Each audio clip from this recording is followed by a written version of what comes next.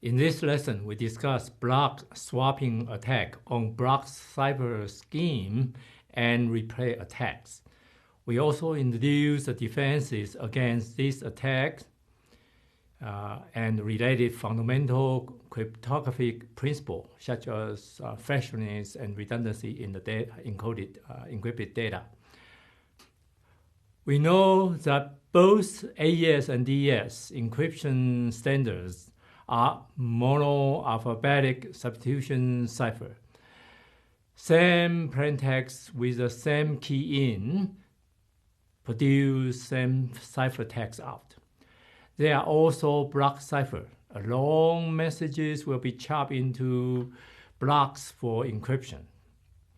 One famous creative attack on this type of block cipher does not even need to know the key. It is called block swapping attacks. We simply swapping the block in the encryption messages without even changing the block content, just changing the order of the blocks that could generate attack. In the bottom of the screen, we give you an example where we have the bonus record sent by a CEO to an accounting department for this year's employee bonus.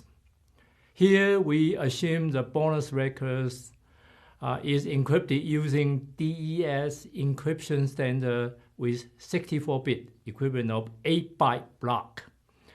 Leslie can actually intercept these messages, swapping the 4th block with 12th block, and receive a big Christmas bonus. How do you deal with these particular attacks? Because all the records are legitimate and encrypted with the right key.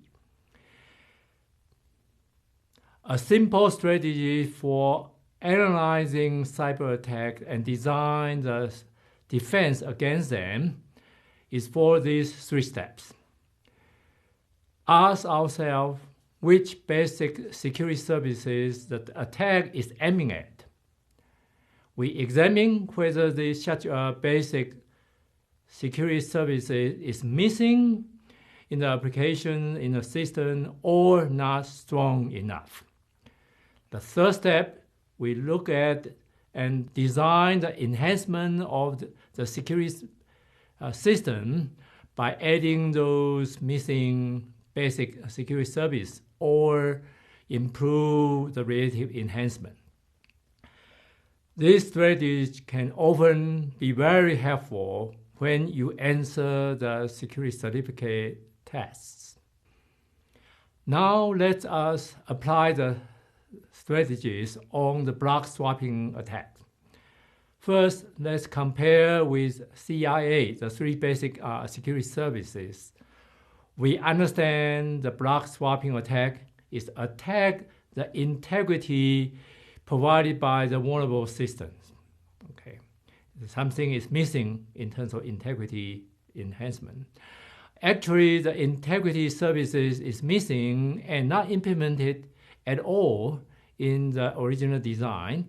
It is actually critical for the operations. Third, we try to implement the integrity service that is missing. We can add message digest or even signature for each bonus record or just for the whole messages. The accounting department can then utilize this message digest information to verify whether the message content has been changed in order to detect the attack. One question we can ask ourselves is, in terms of efficiency, is do we need to add message digest for each bonus record or just for the whole messages? Another solution we can come up with without adding the integrity is to change the encryption key for each block using the block cipher mode operation to be discussed in the next lesson. One common attack, quite annoying, is the replay attacks, where the adversary simply captures the packet, typically in a virus environment, and resend in the same area, or transmit that legitimate packet to other area at different time. The packet content, the integrity and encryption information are all legitimate. When they are checked out by the receiver, they're all okay. It often consumes a lot of resources because this message has encryption and integrity information in it. It takes some time to decrypt and check. Including decryption, the messages, verifying the integrity, all these operations take a lot of power and resource and time before the receiver can actually recognize this is redundant messages. The most dangerous effect is for the unit far, far away down the road and treat this as a legitimate request because it may just say attack. But instead, the commander intends for the other unit to attack. Here, for this unit, should be holding and stay in their line. By applying the same analysis strategy, we can understand this is aimed at a availability basic service.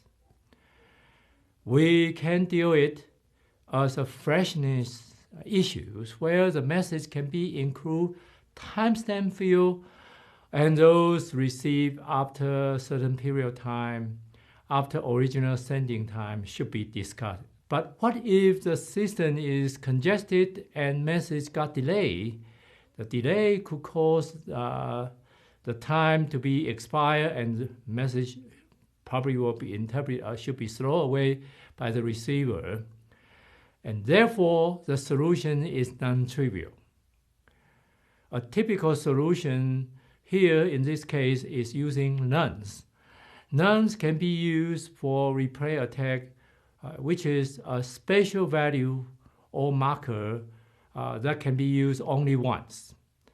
Receiver probably generate that and send it to the center, and that can be used only once.